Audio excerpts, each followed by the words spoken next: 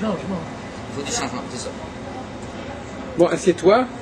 Bon, oui, t'as tant qu'à faire là. Voilà. Tu veux que je sorte? J'ai sorti mon agenda, je peux Oui, te le montrer voilà, comme ça.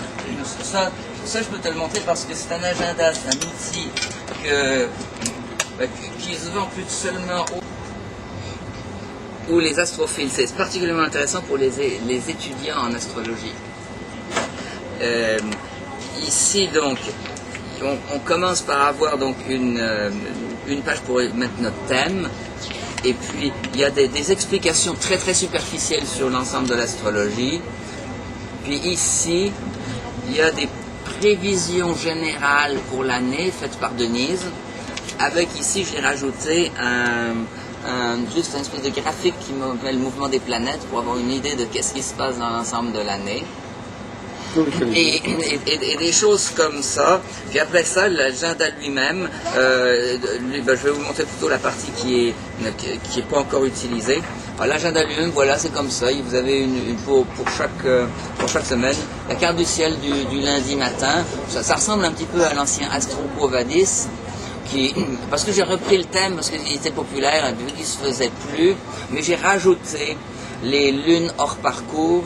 Donc, quand est-ce que les lunes passent d'un signe à l'autre, j'ai rajouté tous les aspects, les ingresses, des planètes dans les différents signes, les différents aspects dans le ciel, les rétrogradations, et puis les choses comme ça. De sorte que les gens qui veulent utiliser l'astrologie pour organiser leur année, leur temps, pour déterminer astrologiquement quand est-ce que ce serait le meilleur moment pour aller chez le médecin ou des choses comme ça. Ils ont des informations là-dessus. Évidemment, c'est pas des informations par rapport à leur terme natal, il faut qu'ils le fassent eux-mêmes. Et puis à la fin, il y a des éphémérides que j'ai fait pour 7 heures du matin. Donc, pour la journée, parce que les éphémérides pour minuit, surtout pour minuit GMT, on se pose la question, mais quand est-ce où est Mercure maintenant, là, dans une couple d'heures? Alors là, ils ont pour quelqu'un qui veut s'organiser le matin, donc ça c'est fait. Et puis des feuilles de notes où on peut mettre des choses. Alors on peut le commander où? Quel est le nom du site, tout ça? Pour l'instant, j'ai pas de... ça se vend en librairie? Ça se vend en librairie à Montréal, mais pour les gens qui viennent en France, moi je les envoie en France. Alors le mieux c'est de s'adresser à moi directement. Carole.meyer ici. C'est ça le numéro? C'est ça l'adresse? L'adresse, elle est ici. En Saint-François? En Saint-François, carole.meyer, total.net. Voilà. Le numéro de téléphone qui est à côté, il y a mon numéro de téléphone cellulaire, le numéro de téléphone mobile, il y a le numéro de téléphone de Denise qui à Sainte-Julienne parce que le mien change. Et donc il y a cette possibilité-là. Alors toi-même, tu n'es pas astrologue. Comment tu te définirais? Comment tu définirais ton décor? Moi, je me définirais comme astrophile, si je puis dire. Et vu que je suis scientifique, parce que je suis mathématicien de formation, je me suis intéressé à l'astrologie au début parce que j'étais curieux de savoir qu'est-ce que c'était, vu qu'il y avait des gens en ésotérisme qui l'utilisaient. Et puis je me suis rendu compte que c'était un sujet très intéressant, très complet, alors que les autres... Alors que les autres disciplines, le tarot, numérologie, c'est beaucoup moins complexe. Parce que là, il y a beaucoup de choses. Donc, il y a beaucoup de choses à étudier, c'est très intéressant. Puis c'est très psychologique. Moi aussi, une de mes passions, ça a été la psychologie. Donc, on peut dire que tu es un sceptique ou tu es un critique? Au tout début, j'étais sceptique. Au tout début, j'étais sceptique. Et dans le sens que l'expérience que j'avais eue, comme je disais à Richard tout à l'heure, qui lui-même est sceptique. Oui, justement. Oui. J'ai parlé avec lui, je lui disais, voilà, moi, au début, tout ce que je savais sur l'astrologie, c'était qu'il y avait des gens qui se permettaient d'utiliser les signes zodiacaux pour faire toutes sortes de portraits robots des béliers, des taureaux, ils sont comme ci, ils sont comme ça, et puis donc de faire quelque chose qui pour moi est anti-psychologique, parce qu'on a émettre un jugement sur telle personne, qu'elle est ils sont nerveux, comme s'ils sont malhonnêtes, des choses comme ça, a priori, sans preuve, ça manque d'éthique. Alors à cause de ça, j'avais un préjugé défavorable quand je me suis rendu compte qu'il y a un groupe où j'étais, où je faisais un cheminement spirituel, utilisait ou parlait d'astrologie, je me suis dit, là j'ai un problème, parce que si moi je trouve que c'est pas sérieux et puis qu'eux le font, comment ça se fait qu'eux ils s'y intéressent? Oui. Alors à ce moment-là, j'ai eu une curiosité, il faudrait que je sache au moins de quoi ça parle, parce que j'ai aucune idée de ce que c'est. Alors j'ai été demandé à un astrologue, un débutant astrologue, de me poser la question de comment ça marche, pourquoi on peut dire des choses. Justifie-moi l'astrologie. Il m'a donné quelques justifications. Il m'a dit, tiens, je vais faire ton thème astrologique. Il a fait mon thème astrologique. Il y avait des erreurs parce qu'il était débutant. Puis, mais quand même, ça m'avait convaincu que j'avais compris l'histoire que la date de naissance était karmique, c'était pas un hasard. Donc, on pouvait, en théorie au moins, avec la position des astres, avoir des informations sur notre programme karmique qu'on s'est choisi avant la naissance, parce que j'étais au courant de ça. Et je me suis dit, ça m'intéresserait d'aller plus loin. Et il s'est donné un cours dans le même établissement où j'étais à cette époque-là. Et il s'est trouvé que c'était Denise, la professeure. C'est comme ça que j'ai connu Denise. Peut-être 10 ans avant, c'était en 82. Même pas en 81. En 81 que j'ai fait ça. Et c'est à ce moment-là qu'on s'est rencontrés. Et puis j'ai trouvé que c'était très intéressant parce qu'il y avait un contenu ésotérique qui pouvait être vraiment très intéressant. Et comment tu décrirais l'astrologie de Denise, justement, avec laquelle on va parler? Mais j'aime bien avoir des éclairages comme ça. Oh, bon, ça, je peux donner moi, ce que je comprends, l'astrologie de Denise, moi, je la connais parce que c'est une astrologie elle a été mon professeur et puis on travaille toujours ensemble. Et ça a l'air qu'on va continuer à travailler ensemble pendant longtemps parce qu'on travaille bien ensemble. Et son astrologie est une astrologie où on combine deux facteurs qui sont en apparence complètement contradictoires. Le premier facteur, c'est le facteur le facteur rigueur. Il faut que ça marche, il faut qu'on puisse faire des prédictions, et il faut que ça marche. Les prédictions se vérifient.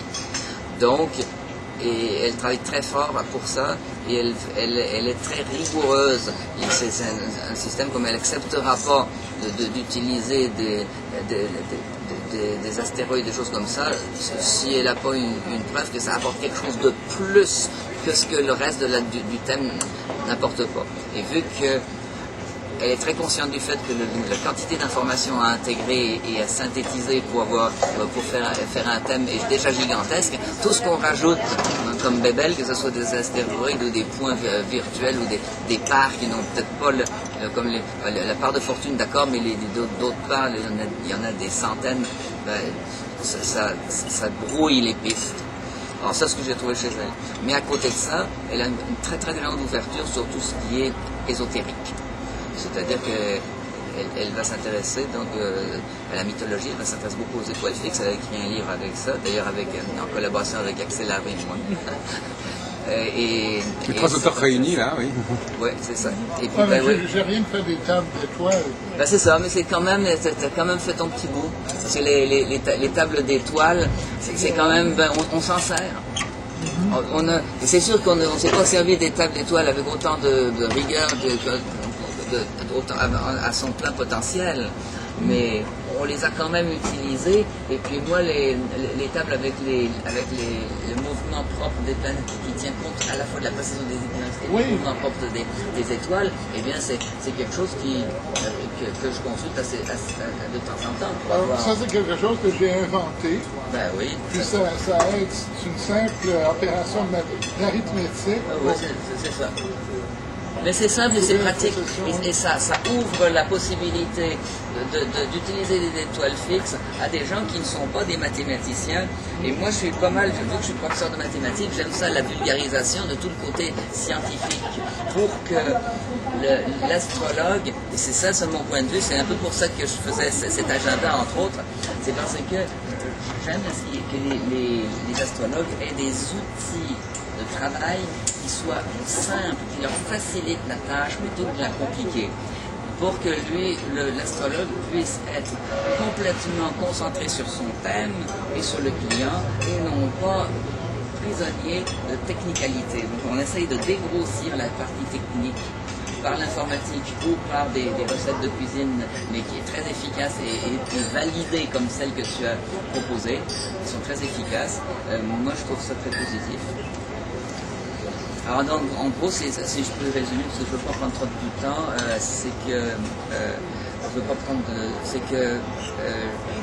j'ai beaucoup travaillé à faire des outils pour aider les astrologues, et tout en moi-même, en accompagnant Denise souvent dans les colloques et choses comme ça, donc j'ai appris beaucoup à ce sujet-là.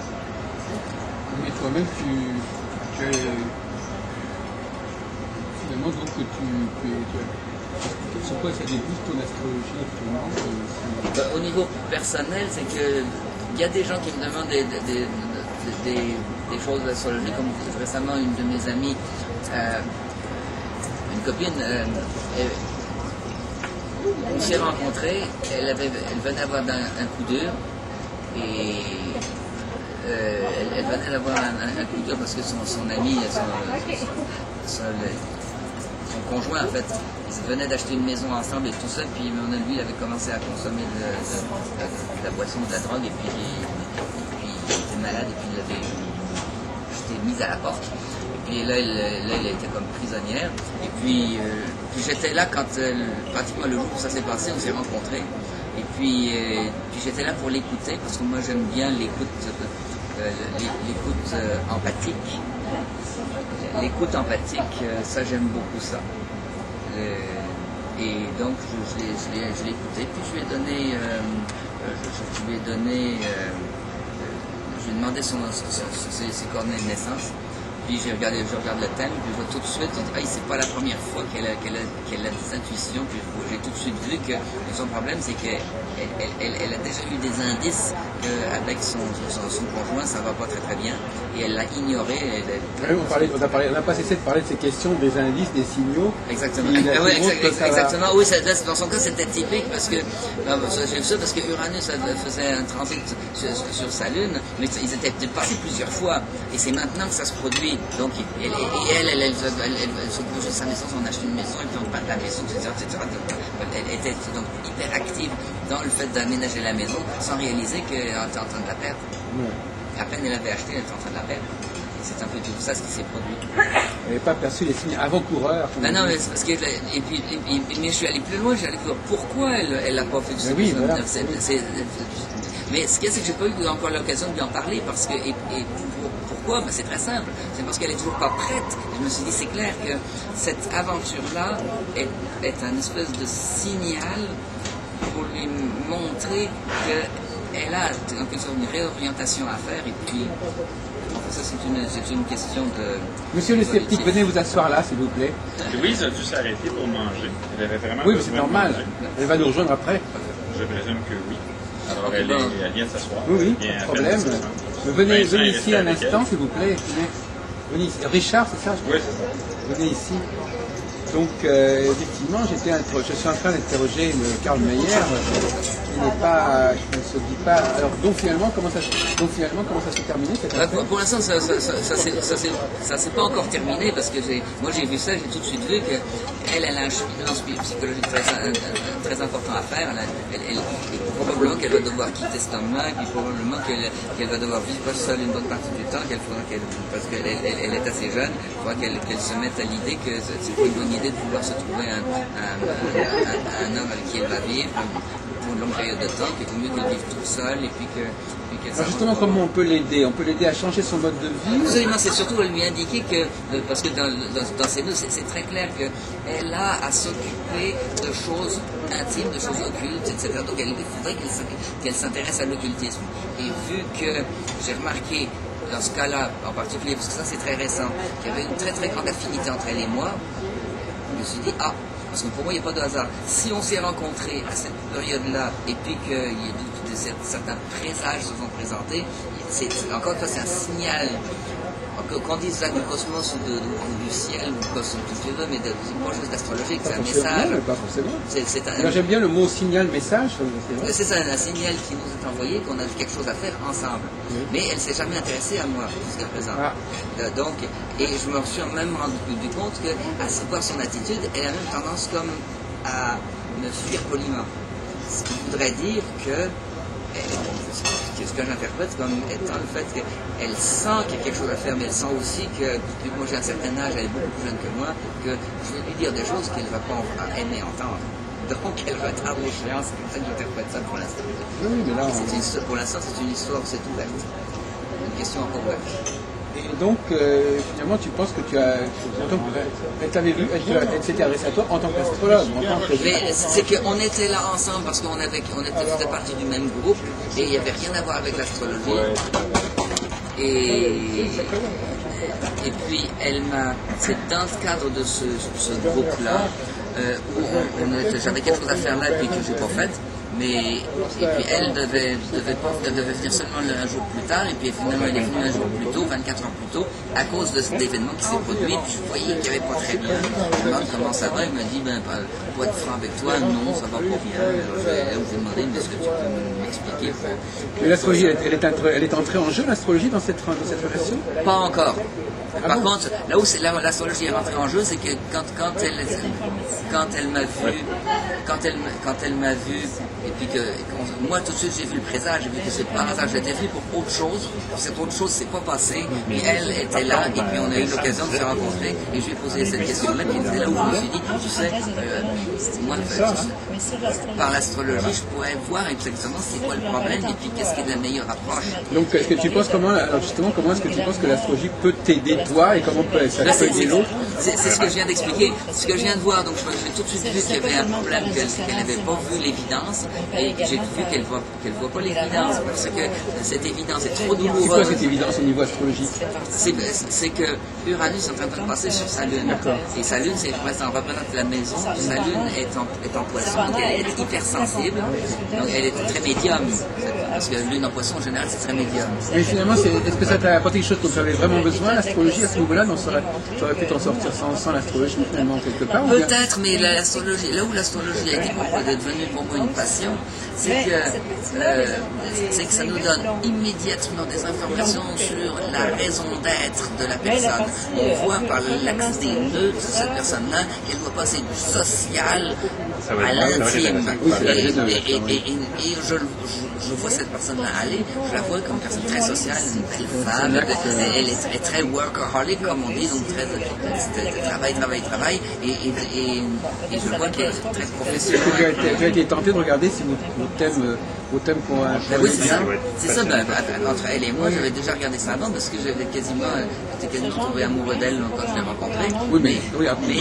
Mais d'abord elle était beaucoup plus jeune, ensuite je voyais qu'elle était intéressée, qu'elle avait visiblement d'autres partenaires. Et ensuite en regardant le thème, je me suis rendu compte qu'elle était, en regardant notre comparaison de thème était parfaite. C'était vraiment le couple idéal sur un point, la sexualité. Parce que, donc c'est clair que ça plus la différence d'âge qui disait que oui, on a des choses très importantes à faire, mais que ça n'a rien à voir avec l'amour. Au départ, je pensais que... Et donc, ça va te conduire à ne pas chercher une relation sexuelle? Bien sûr. Déjà, j'avais des doutes. J'avais des doutes parce que ça n'intéressait pas à moi. Si vraiment la relation avait comme dû devenir sexuelle, elle le serait devenue très vite. Parce que je ne suis pas le genre de femme à niaiser. Et puis moi non plus. Mais entre la différence d'âge plus ça me fait toute évidence rendre compte que c'est pas ça. Et peut-être que tu vas savoir que c'est pas vrai. Que quoi c'est pas? Que ça va peut-être marcher. Si un jour, toi, quelque part, tu penses que c'est un... Peut-être, c'est que moi, j'ai des indications dans ma vie à moi qui me laissent entendre que ça pourrait, je pourrais rentrer dans une relation assez bientôt. Et elle, le temps qu'elle fasse tout le cheminement pour arriver à... Oui, mais enfin, moi, je répondrais de manière un petit peu cynique que c'est plus important que ce soit l'homme que la femme. Parce qu'une femme, même qui n'est pas hyper attirée par un homme, peut accepter, c'est comme à l'homme de faire le travail quelque part. Oui, c'est ça, mais moi je chercherais pour ça parce que moi je cherche beaucoup plus à savoir quel est le destin de l'autre. Parce que nous sommes venus sur Terre, c'est un peu ma côté démarche ésotérique, que d'ailleurs Denise partage, mais que nous sommes venus sur Terre pour faire quelque chose de très spécifique. Et je vois que, bon, moi, mon destin, c'est beaucoup orienté vers les autres. Ils arrivent. Vers les autres, donc l'aide à autrui. Que j'ai pas pu faire jusqu'à présent. Et là, j'ai une opportunité d'aider cette femme. Et si je voulais la séduire, ça peut aller déjà abuser d'elle. Donc, ça serait contredire mon destin. De sorte que je préfère laisser les choses se faire. Je vois que c'est ça et j'assume que la réponse c'est non, que c'est pas une personne qui que par contre c'est une personne qui peut aider comme astrologue, surtout comme je dis astropsychologue si tu veux. Parce que c'est plus la psychologie qui m'intéresse ici que l'astrologie. Et puis il faut probablement pouvoir l'aider. Et puis on ne peut pas laisser les deux choses interférer. Est-ce que tu veux aller chercher un téléphone? Oui. Mais donc tu te trouves astrologue malgré toi, en quelque sorte ou... Pas malgré moi, parce que pour elle, mais elle voit le niveau. Enfin, c'est dans des conditions intéressantes que tu deviendrais astrologue. Oui, je pourrais devenir astrologue pratiquant, j'ai le problème de devenir, sauf qu'il y a aussi d'autres choses. Je fais du tarot, je fais de la radiesthésie, je fais d'autres choses.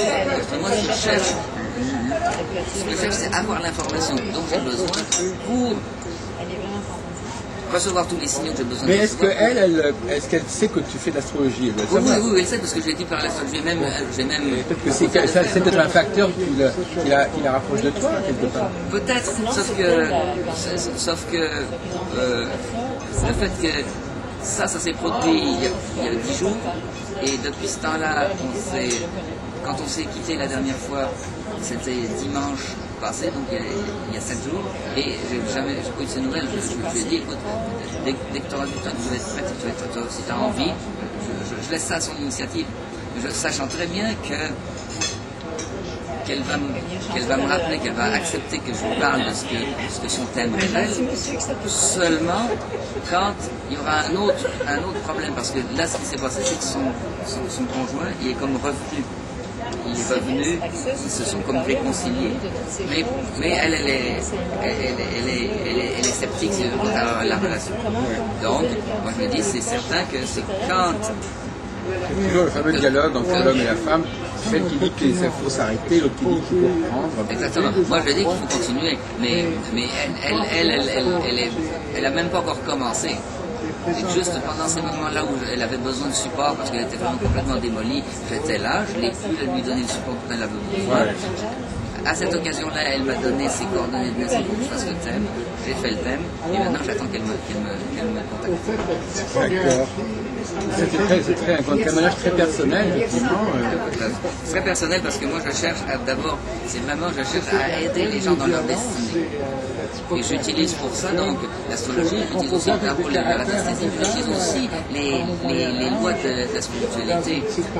Denise justement m'a initié à l'anthroposophie, toute la philosophie de Rudolf Steiner à tous les niveaux, que ce soit au niveau astrologique ou autre, et j'ai étudié ça, donc je connais un petit peu les lois de la réincarnation et les lois du destin, donc j'ai fait une formation en psychothérapie, etc. Donc j'ai une bonne idée de où est la personne, et c'est pour ça que dans ce cas de cette personne-là, je sais très bien que ça va lui prendre un autre claque dans la figure avant qu'elle accepte de venir vers moi. Oui, c'est-à-dire qu'effectivement, c'est quelqu'un, comme on revenir à ce qu'on disait, qui a besoin de signaux forts.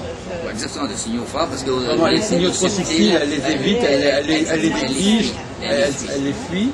Et il faut vraiment que parce que finalement, un événement fort, c'est un signal aussi. Oui, c'est un signal. Et à ce moment-là, on tombe dans la science des présages, qui est une science occulte.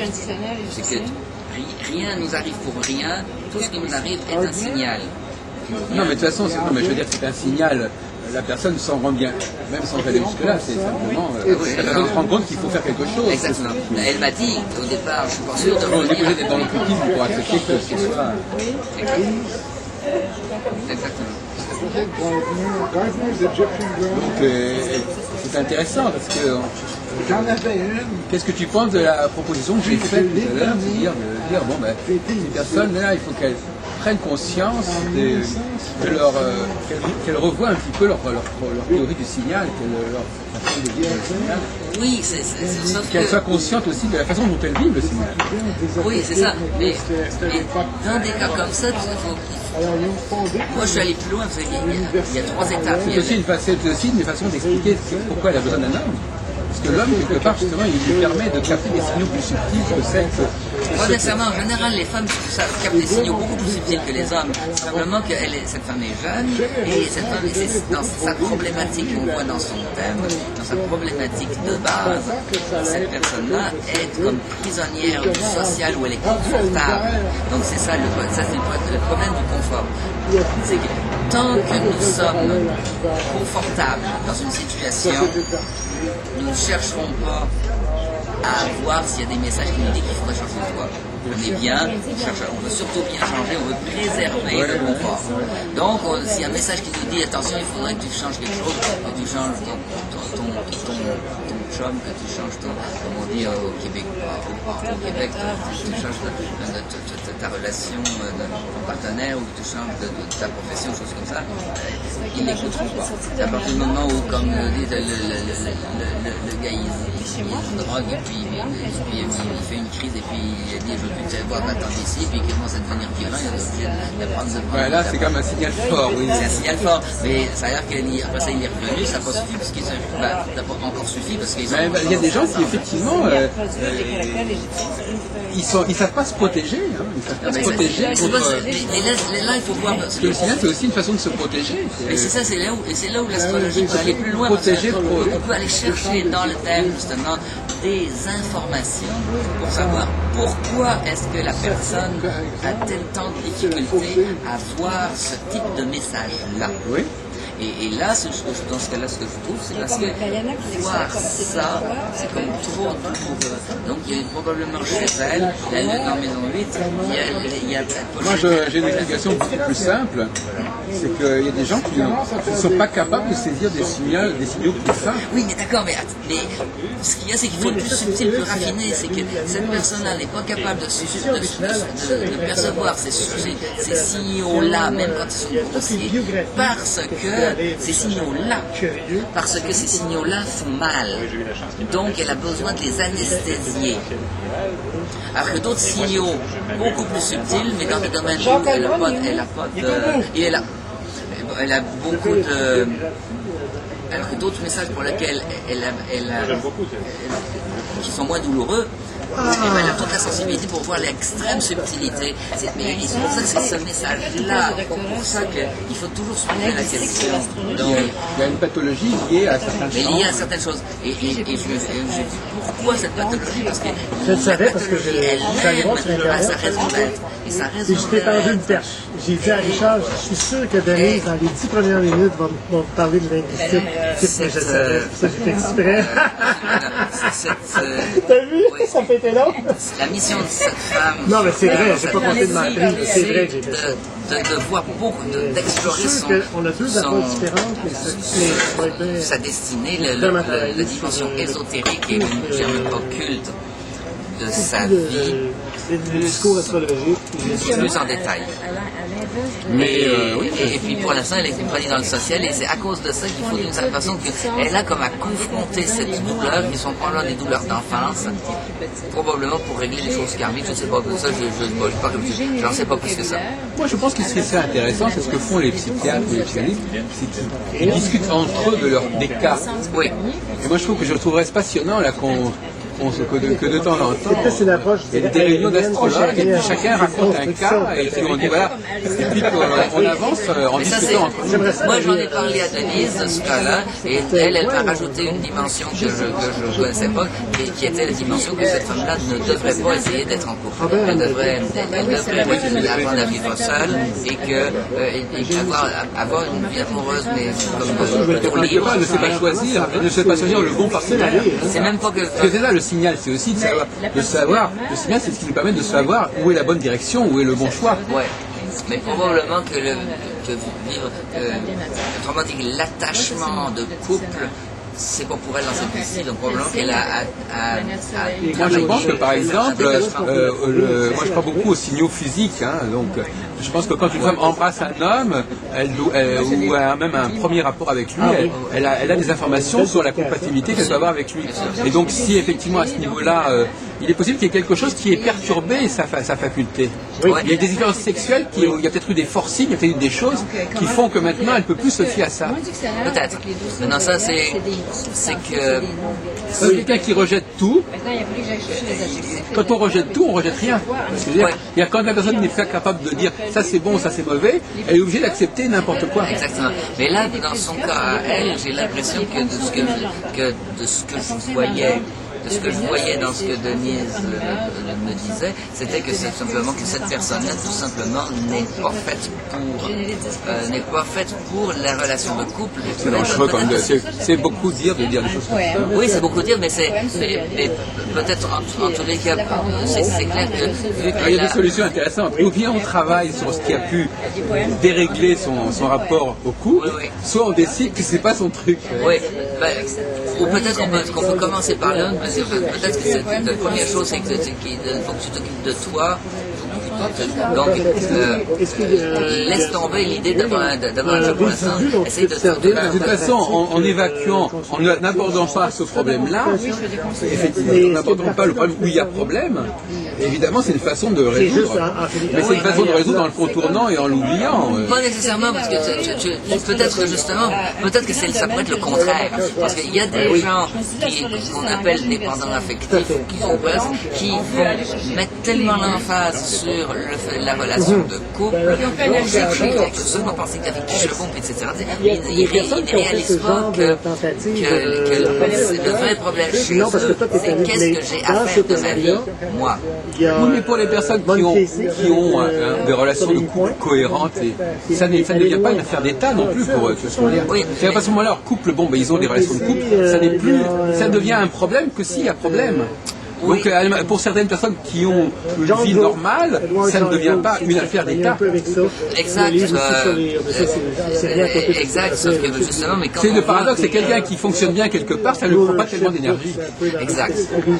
C'est exact. C'est pour ça que je dis qu'il y a les gens pour lesquels la relation de donc autrement dit, au niveau astrologiquement, la maison 7 et tout ce qui va avec est un problème. Eh bien, c'est sûr que ces gens-là, c'est là où il faut dire, donc, soit elle passe toute sa vie à essayer de trouver, à essayer de vivre en couple quand même. C'est-à-dire que si on règle pas, si on n'arrive pas à arranger quelque chose, ça se reproduira. Oui, ça se reproduira. Si on n'arrive pas à remettre en place le système de protection, le système de filtrage, le système de repérage, il n'y a pas de raison que ça se reproduise pas. Oui, mais attention, il faut que dans la vie. C'est-à-dire que les mêmes erreurs vont être commises. Peut-être qu'elle va tomber juste. Parce que quand quelqu'un manque de discernement, parfois, avec un peu de chance, ça se passe bien. Et ça passe bien par hasard. Oui, d'accord, mais attention, parce que moi, ce que je voudrais dire, c'est que c'est quand même, il faut faire attention, il ne faut pas être trop radical, parce que il y a deux facteurs qui interviennent dans la relation de couple. Le choix du partenaire, mais aussi la façon dont on gère la relation de couple. Quelqu'un qui a des attentes irréalistes du partenaire, ben à ce moment-là, même avec le partenaire idéal, eh bien, c'est évident que ça ne pourra pas marcher. C'est pour ça que parfois, certaines personnes ont besoin de commencer par apprendre à vivre seul, pour apprendre à se débrouiller seul, pour apprendre à gérer l'ensemble de sa vie. Le quotidien, comme on disait tout à l'heure, il y a aussi la question, c'est que dans la vie du couple, il faut aussi voir, il y a aussi à suivre les choses et voir comment ça évolue. Si la personne choisit son partenaire, mais ensuite elle ne gère pas l'évolution de la relation, il va y avoir des problèmes aussi.